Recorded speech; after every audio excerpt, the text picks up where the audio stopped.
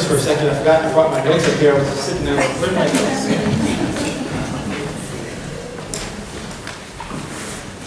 How's everyone doing this morning? It's always great to share a message with you. And it's also great when my mom gets to be here, especially when she's a part of my sermon and doesn't know it. So, and just so you know, Mom, this is recorded, so it's awesome just to be with you this morning.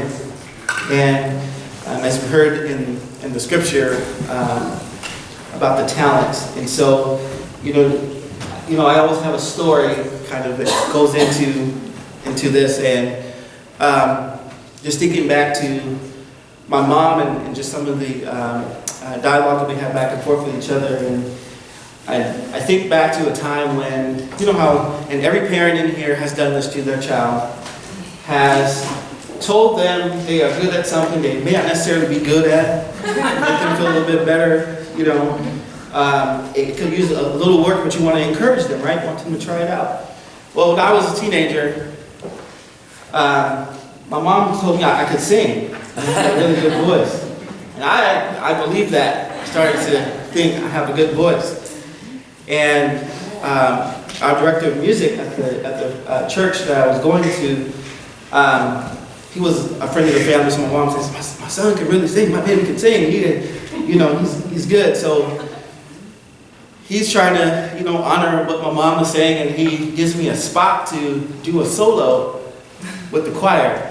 So I was in the choir, but I have what you call a blending voice. I can blend well, right? And now I know that. But so there was this song that I had loved, and he gave me the opportunity to have a solo.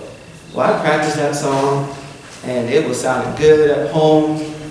Mom was like, yeah, it's good.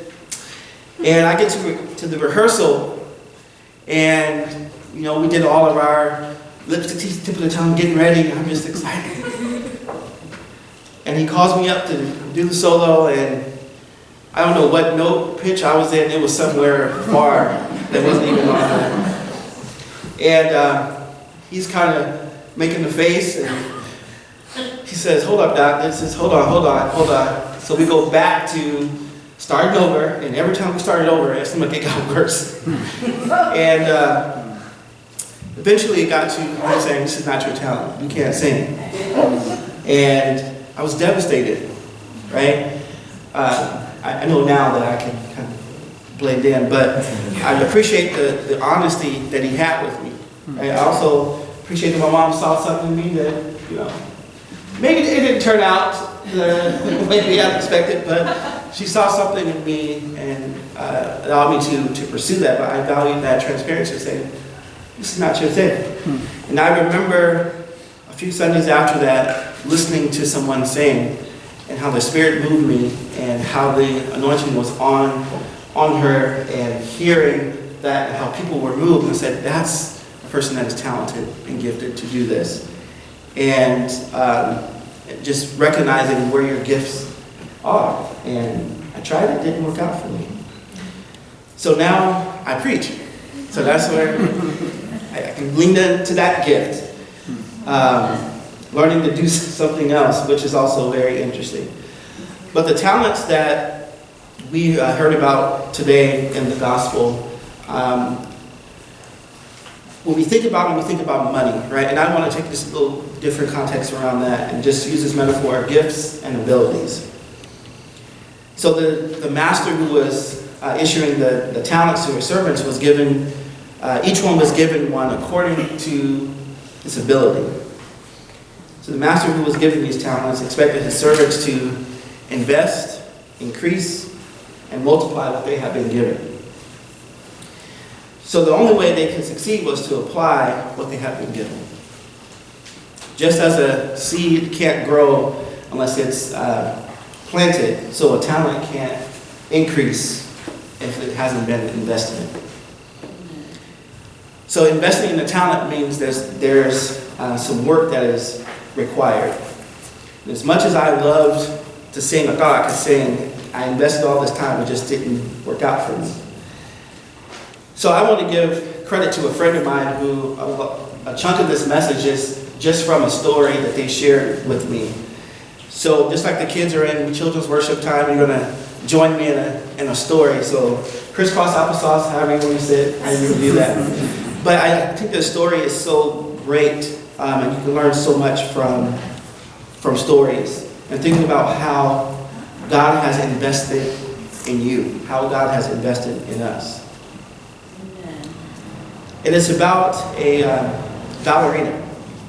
My friend teaching some dance classes and often shares stories with me about things that how they connect with their students. But this particular story is about an orphan ballerina.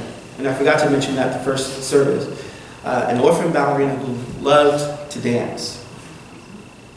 She was the most elegant of the dancers in the whole village. But the sadness was she had no shoes. She had rough leather sandals that she wore as during her daily chores. But by night she would tiptoe out to the grass and dance under the stars in the clearing of the woods where she was living. One day an old man was making his way home through the woods, and it was near where this ballerina lived. And by accident he came upon this clearing, and there was this ballerina dancing. The old man had once lived in a place to where he enjoyed ballet and he experienced some of the world's best dancers. But when he came to the area and he saw this young lady who hadn't recognized anyone was standing there watching her, and she was dancing in her peasant's clothing. So never in his whole life had this old man seen such a natural grace and elegance. His heart leapt for joy at the beauty and expression that was in this ballerina. Now, when the ballerina had finished her dance, to her mind, she was only being viewed by the great outdoors. She was just in her zone, as we say. So she bowed to the expecting gentle breeze and its silent applause. But to her surprise, when she heard an applause, it startled her. "Bravo, bravo," she hears. This wrinkled old man is standing there with this loving smile on his face. She tiptoed over to the old man and bowed to him and smiling and asked, "Who are you?" And he says, "Well, I'm an old man and I mend shoes. I make shoes. I fix heels, restore sandals so they are like new." "That is my art," said the man. "But you, young lady, have a far greater art. I have seen the greatest dance, but compared to you, they are like fools. You must dance in the greatest ballets of the world. You have a talent far greater than those I have seen." She blushed and she thanked him. And she says, "My grandmother is making dinner and invited this man over. Please join us." He agreed, and he was happy to talk with her about his work. Her grandmother cooked an amazing meal. And over that meal, they connected. This man told of all the great ballets he had experienced, and again expressed, "You are better than all I have seen."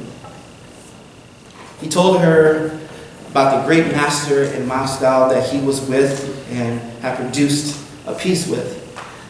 And so he wrote a letter of introduction for the ballerina to this great master. And then after the family had retired from the meal, they all